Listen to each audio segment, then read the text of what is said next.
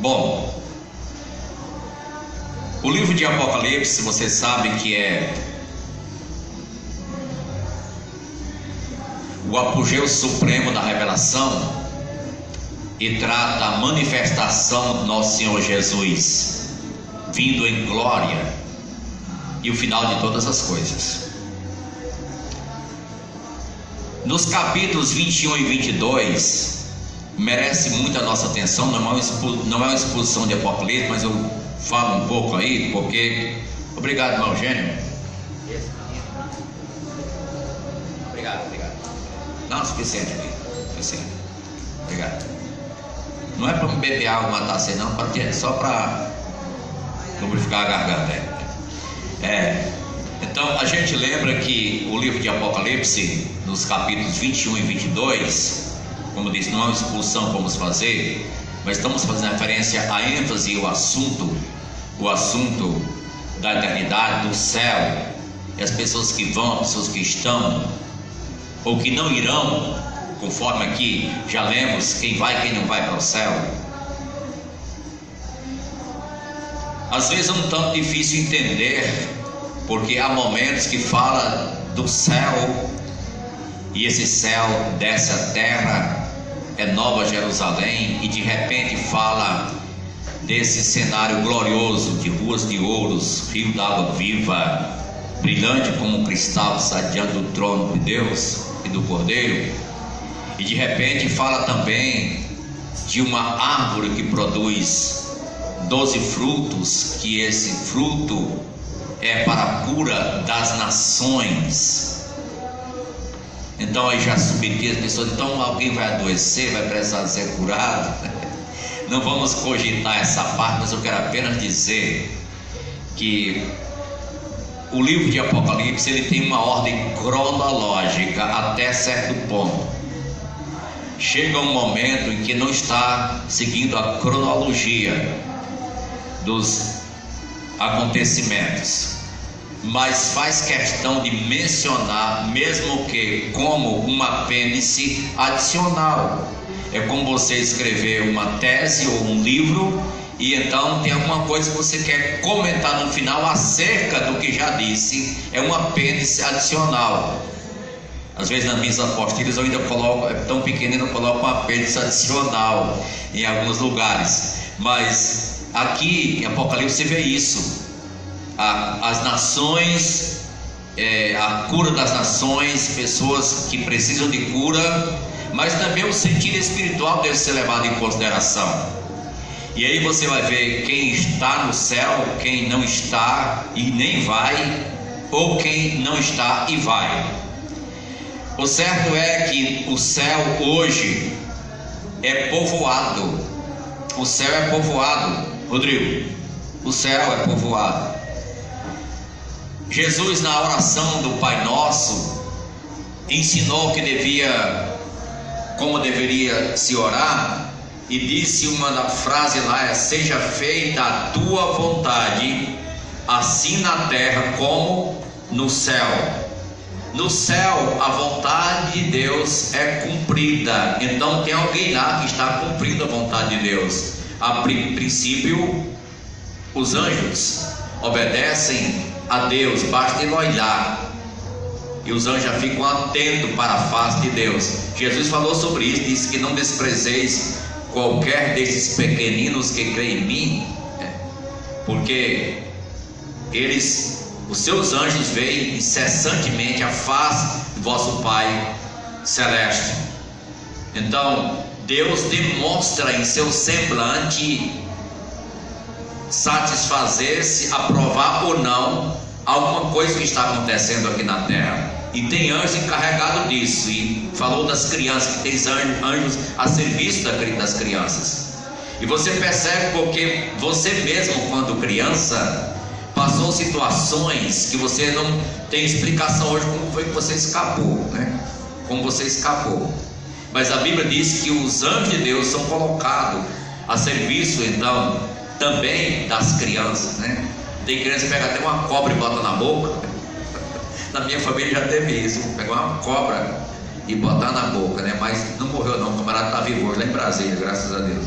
Mas o que acontece é que o céu está povoado por categoria de pessoas diferentes, distintas. Claro, vem de povos, raças, tribos, nações diferentes. A princípio era de Israel, mas nós sabemos também que hoje, agora no céu, se vamos mencionar distinções, nós vamos encontrar pessoas que estão lá, que subiram vivas. No caso,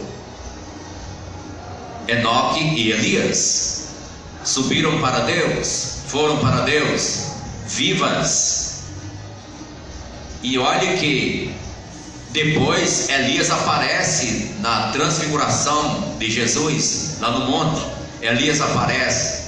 Então, como se diz, eu fui, mas não me acabei não, estou por aqui. Deus queria usar como testemunho dos profetas. Lá no céu estão também aqueles que ressuscitaram na morte de Jesus, na sua ressurreição. Lá em Mateus 27 diz que algumas pessoas, algumas não, desculpa, corrija isso aí, deleta aí.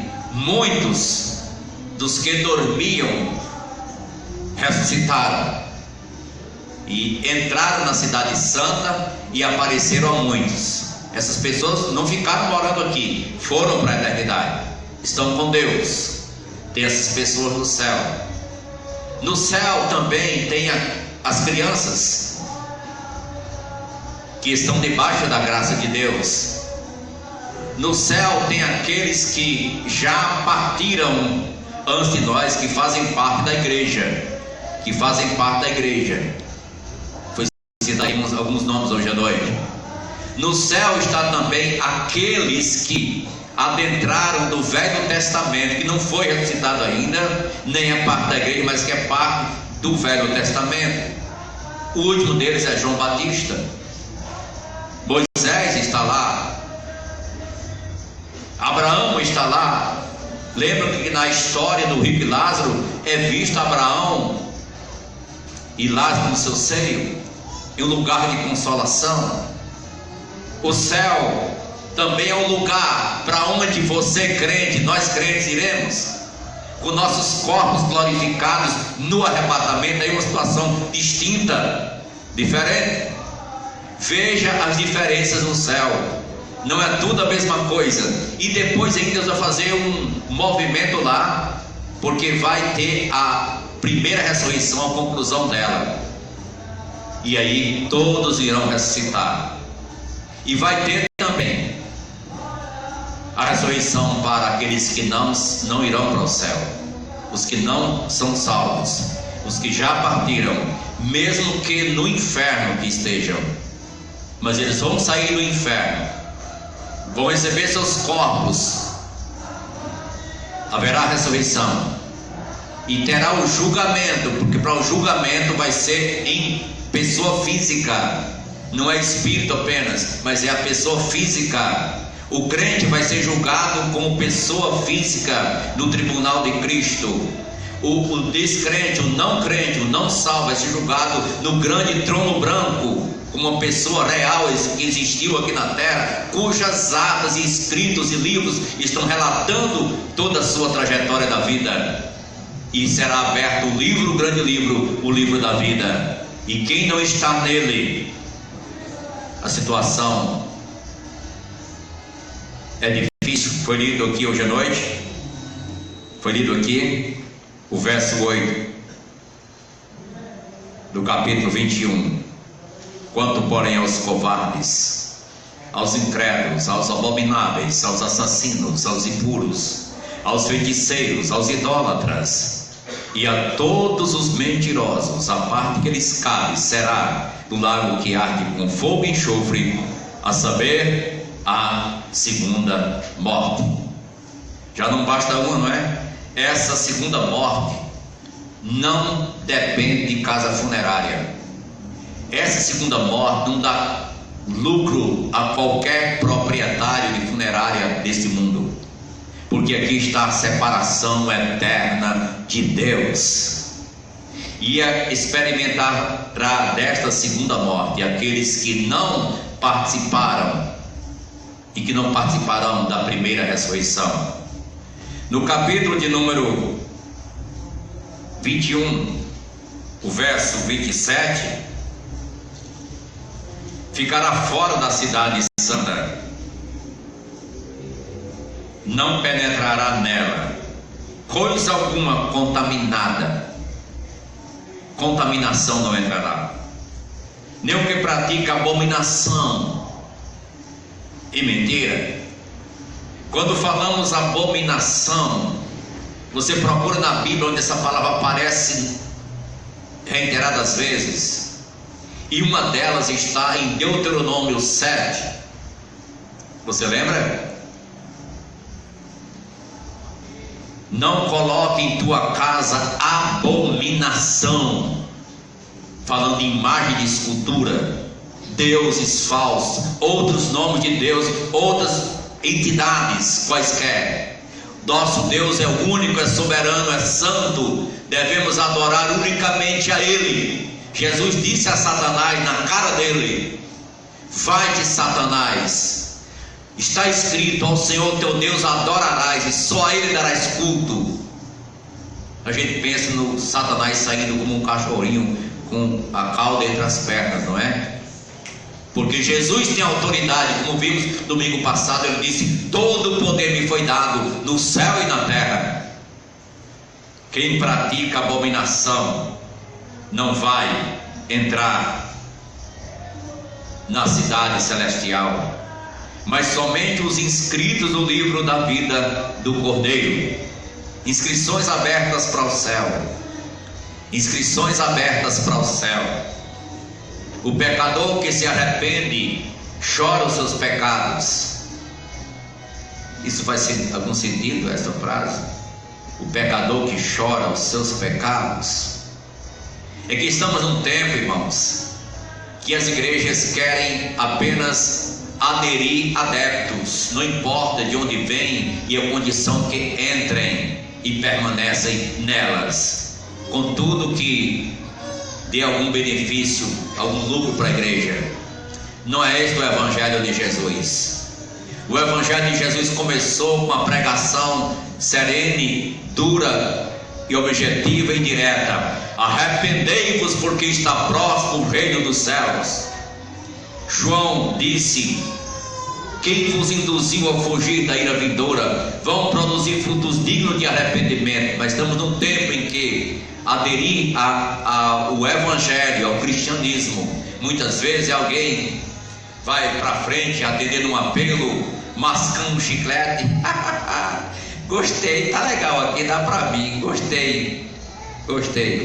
Esse não é o arrependimento ensinado na Bíblia, que a pessoa tem que sentir seus pecados primeiramente, deixar suas mazelas, como Jesus disse para a mulher adulta e impura: eu não te condeno, mas vai e não peques mais. Você está perdoada? Também aquela mulher estava altamente abatida naquele momento. Todos contra ela, pedras armadas contra ela, era morte fatal. O salário do pecado é a morte, e Jesus perdoa. Que alegria aquela mulher teve. E podia se ouvir: quem me segue não andará em trevas, pelo contrário, terá a luz da vida. Então Jesus, sim, ele chama a pessoa pecadora do jeito que ela está, mas ele mostra como ela deve continuar. Isso foi com Zaqueu, isso foi com Mateus, publicano. Jesus o tira de uma coletoria. Jesus tira Zaqueu da vida, vamos dizer assim, de corrupção. Foi vida de corrupção, e corrupção grande. Ele era um coletor de imposto, e ele desviava as verbas, ele explorava as pessoas, os comerciantes, não só os comerciantes, mas todos.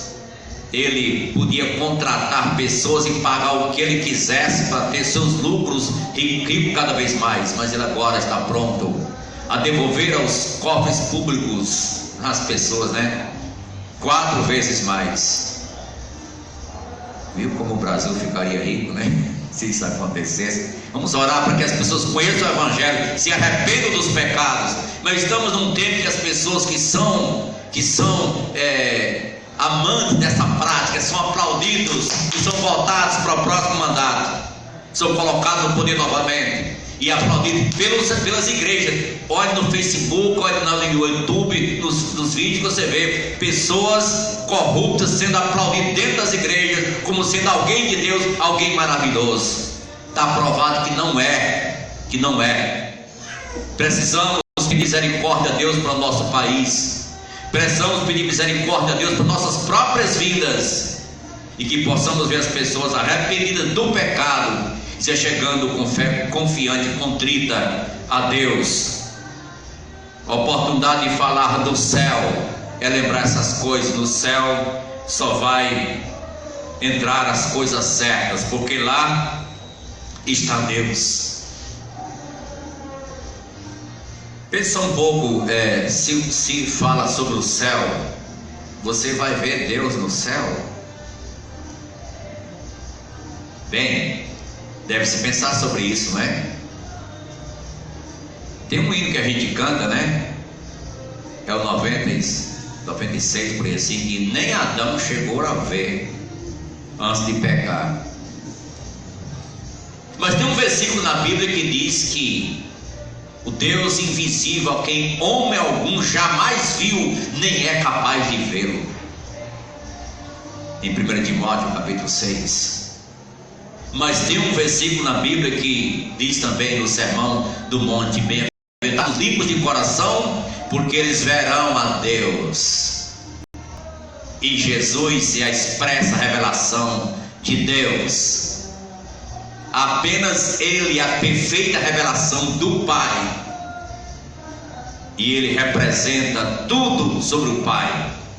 Mas as pessoas querem substituir Jesus por outras pessoas e coisas quaisquer, e findam querendo adorar. E aí está o erro, como lembramos no início do ano: adorar a pessoa certa, não desviar o foco. Os magos fizeram isso com muita propriedade, adorando somente ao Senhor.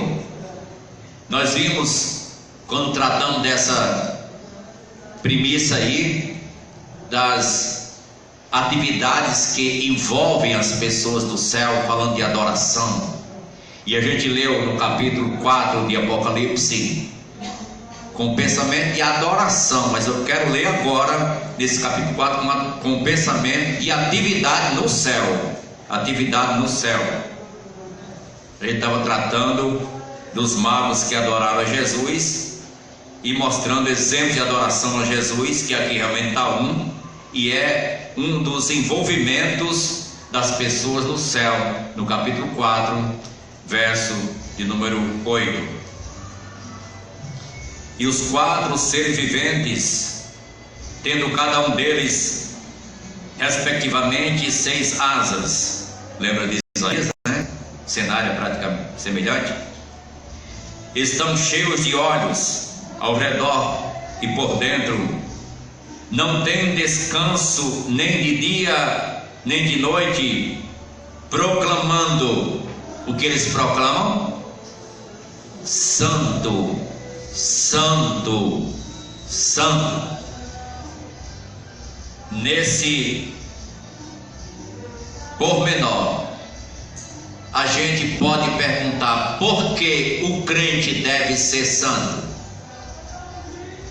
Pedro disse: sede santo, escrito está, sede santo, por quê? Porque Deus é santo. Quer ir para o céu? Sem santificação ninguém verá o Senhor. Santo, Santo, Santo, atividade do céu.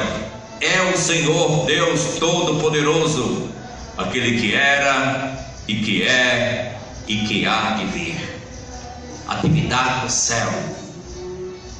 Quando esses seres viventes derem glória, honra e ação de graças ao que se encontra sentado no trono, ao que vive pelos séculos dos séculos, os 24 anciãos prostrar-se-ão diante daquele que se encontra sentado no trono. Adorarão o que vive pelos séculos dos séculos e depositarão as suas coroas diante do trono, proclamando: Tu és digno, Senhor e Deus nosso, de receber a glória, a honra e o poder, porque todas as coisas tu criaste, sim, por causa da tua vontade vieram a existir e foram criadas. A gente teve esse texto, um pensamento de que devemos adorar a Jesus, como os magos fizeram, como os apóstolos fizeram e até os anjos fazem. Mas estamos vendo aqui, lendo com um pensamento para mostrar uma atividade que tem no céu, é a adoração constante e incessante. Então eu tenho autoridade para dizer nesse texto que o nosso culto é um ensaio para o céu. Amém? O culto da igreja é um ensaio para a eternidade, para o céu, porque lá vamos adorar incessantemente como os anciãos. E o retrato do culto aqui, a gente viu como os magos trouxeram as suas dádivas para Jesus naquele culto. De repente foi rápido aquele culto. Mas aqui também eu falo para os colegas de ministério que eu defendo a ideia de que o culto deve ter as santas contribuições. São dádivas que são reconhecimento de que Deus é o dono de todas as coisas, que nós devemos honrá-lo. E aqui está esse pormenor. O culto no céu tem entrega, tem dádiva. Qual foi aqui?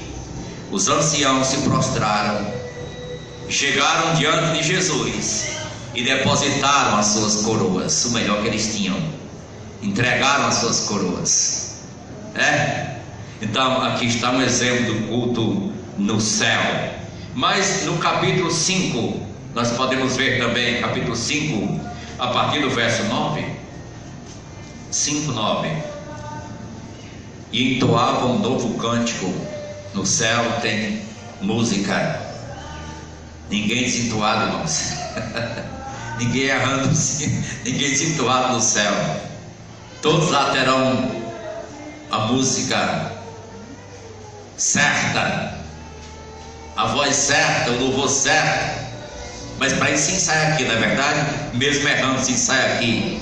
Amém. Entoava um novo cântico dizendo: Digno és de tomar o livro e de abrir os seus selos, porque foste morto e com teu sangue compraste para Deus, aqui motivo para adoração, por causa da obra de redenção. É a base, irmãos. Porque foste morto e comprastes com teu sangue para Deus os que procedem de toda tribo, língua, povo e nação.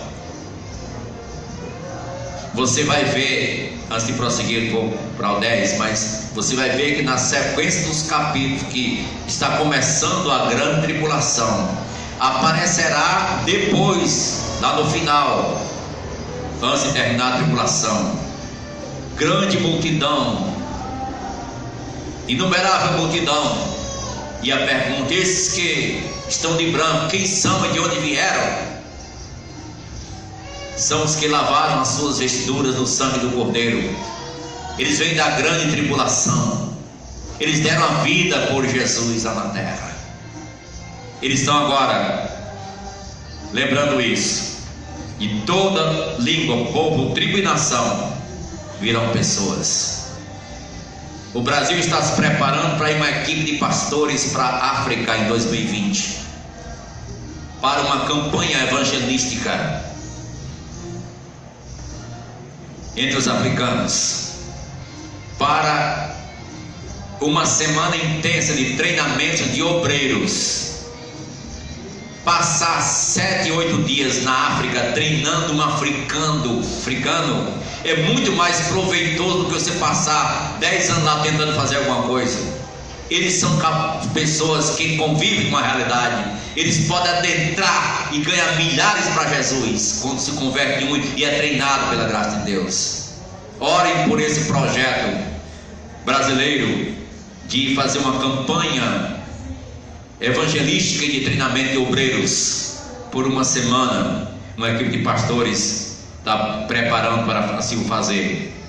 Verso 10: e para o nosso Deus os constituístes reino e sacerdotes, e reinarão sobre a terra. Lembra aqui o milênio que vai acontecer, reinando com Jesus. Mas você sabe também que quando falamos de céu, não sei se isso é alguma coisa diferente para você, nós almejamos o céu, tá certo, mas você não vai ver eternamente no céu, ok? Nós estaremos deslocando para onde quiser, vindo à terra que vai emendar, vai ter novos céus e nova terra, e vai ser por toda a eternidade, vai emendar a terra do céu. Então não é somente no céu, na terra também, de uma certa forma, um dia nós iremos conviver nessa terra, nessa nova realidade, é claro, com corpos glorificados, sem pecado, sem problema algum. Verso 11: vi e ouvi a voz de muitos anjos ao redor do trono, muitos anjos, dos seres viventes e dos anciãos, cujo número era de milhões de milhões. Pega a sua calculadora aí e some. Não dá para definir, né? Milhões de milhões e milhares de milhares. Não dava para descrever um número X.